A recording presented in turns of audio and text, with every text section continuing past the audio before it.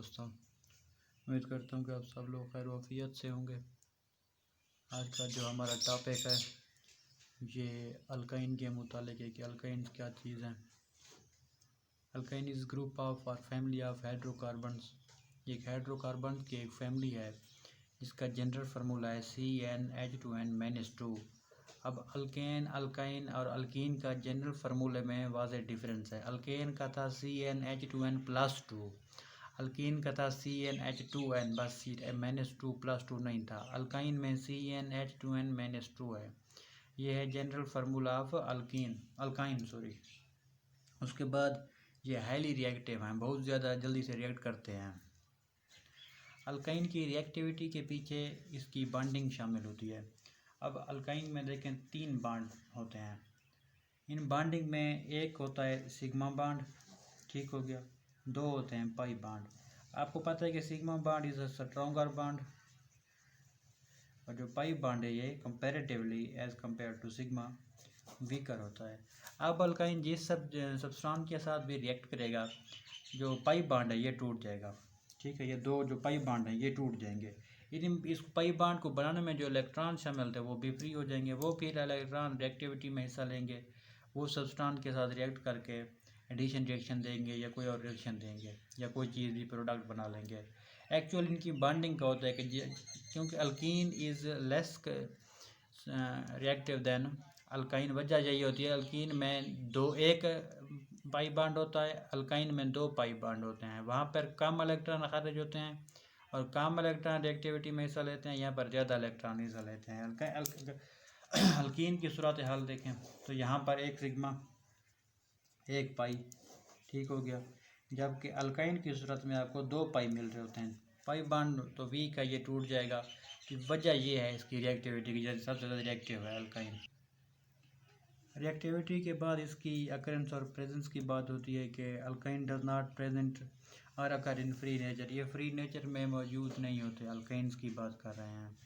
और ये 0.06% कोल गैस में मौजूद होते, मतलब कि ये कोल गैस में 0.0% इसकी मौजूद है, यानी कि बहुत ही मिन्यूट सूरत हाल में ये कोल गैस में मौजूद होती है।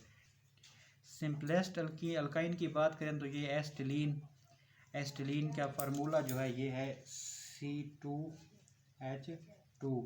अब यहाँ पर देखें C2, इट मीन्स कि N जो है ये N रिप्रेजेंट करता है नंबर ऑफ कार्बन एटम। यहाँ पर 2 लिख दें आप, C2H2N, 2 2 4 -2 कर दें तो ये 2 जवाब आएगा। इट मीन्स के इथीन को एस्टिलीन कहा जाता है। ये है सोलुबल इन ऑर्गेनिक सॉल्वेंट, क्योंकि ये ऑर्गेनिक कंपाउंड है तो ये ऑर्गेनिक सॉल्वेंट में ही डिज़ोल्व होगा, सोलुबल होगा। लाइक डिज़ोल्व लाइक वाला फार्मूला यहाँ पर अप्लाई होगा। एस्टिलीन सोलुबल, क्योंकि acetylene itself organic compound, so organic solvent में ये सोलुबल होगा। ये बहुत ही लाइटर है, इनके लाइटर देन एयर इवन, और इसको डिस्टिंग्विश करना बड़ा आसान होता है। मगर अगर आपके पास बहुत सारी गैसेस हैं तो आप इजीली पता चला सकते हो कि कौन सी एस्टिलीन है। या अगर एक रूम में अगर एस्टिलीन है तो आप ऑटोमेटिकली इसको स्मेल करके आपको पता चल जाएगा कि ये एस्टिलीन है। वो कैसे पता चलेगा? कि इसकी गार्लिक लाइक स्मेल है, ठीक हो गया।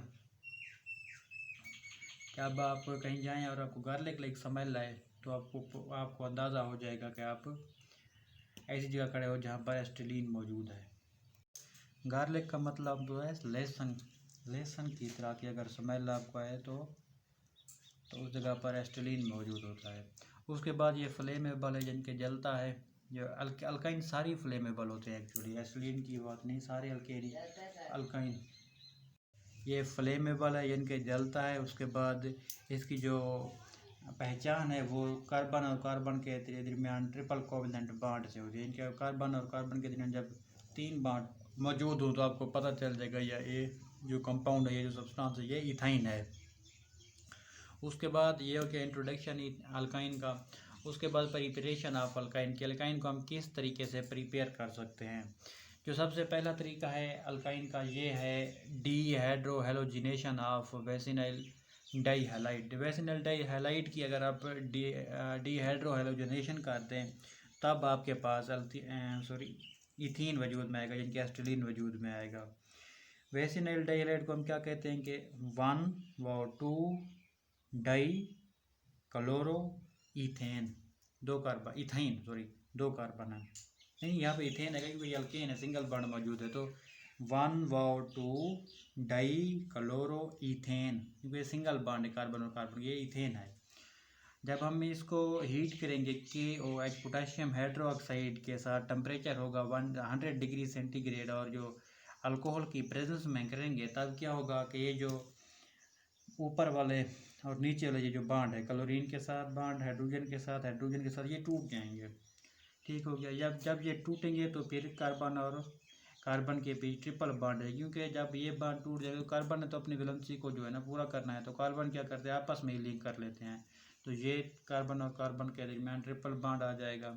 उसके बाद ये Cl रिएक्ट करेगा पोटाशियम के साथ, तो ये यहाँ पर 2 मैंने बैलेंस नहीं की है वैसे, 2KCl और H2O आपके पास वजूद में आ जाएगा। यहाँ से एक OH के साथ रिएक्ट करके H2O बना देगा, 2 पोटाशियम 2 क्लोरीन के साथ मिलकर 2KCl बना देंगे, तो ये होगा डीहाइड्रोहेलोजिनेशन। इसमें हाइड्रोजन भी रिमूव होगा जिसने अपना OH के साथ रिएक्ट करके H2O बनाया। उसके बाद जो आपके हेलोजन थे क्लोरीन, ये रिमूव हुए, इन्होंने KCl बनाया है।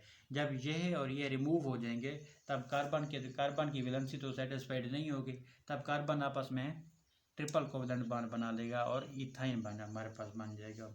उसके बाद ये तो एक तरीका हो गया। दूसरा जो इसका बनाने का तरीका है ये है डीहेलोजिनेशन ऑफ टेट्राहैलाइड, यानी कि डीहेलोजिनेशन ऑफ टेट्राहैलाइड, अल्काइल टेट्राहैलाइड जो मैंने लिखा है यहाँ पर, 2 कार्बन, उसके बाद हाइड्रोजन, ऊपर हेलोजन, नीचे भी हेलोजन, ऊपर हेलोजन, नीचे भी हेलोजन और हाइड्रोजन। तो जब हमने इसका जिंक के साथ, ये जिंक डस्ट फॉर्म में होता है, डस्ट फॉर्म, ठीक हो गया। जब हमने इसका डस्ट फॉर्म जिंक के साथ रिएक्शन करवाया तो ये क्लोरीन, ये हेलोजन, ये हेलोजन, ये हेलोजन, ये बॉन्ड होते हैं वो ब्रेक कर जाते हैं, ये बॉन्ड ख़त्म हो जाते हैं, जिसके नतीजे में कार्बन की वैलेंसी डिस्टर्ब होती है, और कार्बन वैलेंसी अपने को पूरी करने के लिए कार्बन और कार्बन के बीच बॉन्ड बना लेता है। अब ये 3 बॉन्ड आ गए, कार्बन और कार्बन के बीच 3 बॉन्ड, और ZnCl2।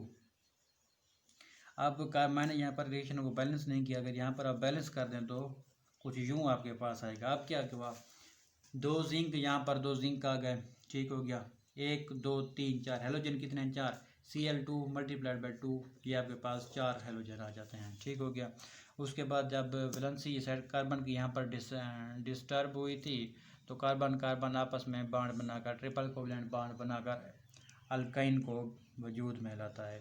तो ये इसकी प्रिपरेशन है डीहेलोजिनेशन, यानी कि डीहेलोजिनेशन से मुराद है रिमूवल है हेलोजन, ठीक हो गया। यहाँ पर हमने क्लोरीन 4 क्लोरीन को रिमूव किया। ये था आज का हमारा टॉपिक।